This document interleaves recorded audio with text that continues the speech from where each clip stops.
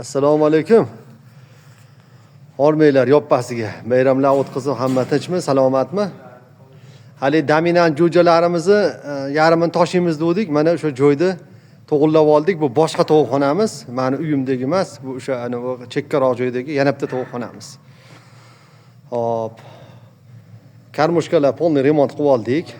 Chirik-piriklarini tagiga dorilarni sepdik, apilkani soldik. Apilkalarni soldik.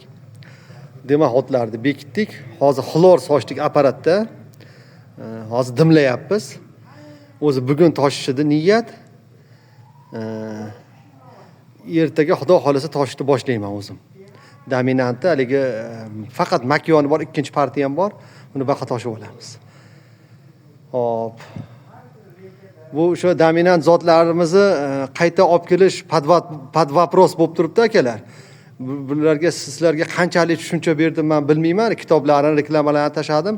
Bu tovuqni avvalambor bir olib boqilsa, bu yerda reklama qilishmas. Balki men umuman olib kelmasman bu tovuqlarni. Yana sendini olib kelaverarman. Ammo bu tovuqni olib boqilsa, ancha baraka topadi uy sharoitidagilarga. Misol 500 tagacha bo'lgan holatda olib boqilsa, rosa baraka topadigan. Hop, nimaga baraka topadigan? Tuxum foizi. Sendichalik ko'p bo'lmagan taqdirda ham tuxumi qimmatroq yuradi. Buni bostirib ochiradiganlar, biznes qiladiganlarga rosa o'ng keladi. Keyin, misol 1 yildan keyin tovuqni so'yib yuboraman, yo kasal bo'lib qoldi deydigan vaziyatlar chiqib keladi-ku. Mana shunday vaziyatlarda bu tovuqlarni go'sht bo'ladigan go'shtda 3 kilogacha go'sht qiladi. Xo'rozni 3,5 kilogacha go'sht qiladi. Sendilarimiz 1,5 kilo, 1 kilo 800 gacha. Qaraganda mana shu eng kattasi mana shunaqa qiladi. Buni go'sht usulida uyda tanovvur qilib olsa bo'laveradi. Go'shti ham fabrikchining tovuqni go'shtidan emas, xuddi o'zingiz uyda boqqansiz, o'zingiz bilasiz, juda shirin go'sht bo'ladi. Keyin bu adler o'sha dominantlarimiz, dominant krasniy, haligi susekisimizni xuddi adlerga, to'g'ri adlerga kopiya, o'z adler bilan bitta, lekini bor. Bu primoy привозной tovuqdi bolalari.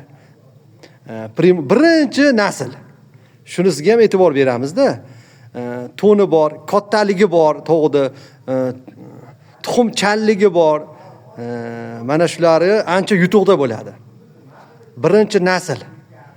Gap reklama qilishda emas.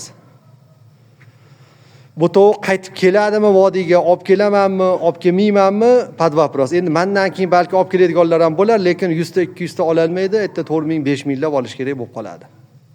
O 100 ta 200 ta olib keladiganlar keyin o'ta qimmat sotadi. O yo'l kirosi bor, erta olib keladigan pateriyasi bor, u boshqalari. Keyin men misol o'sha telefon qilganlardan narxlarni aytib turibman-ku misol.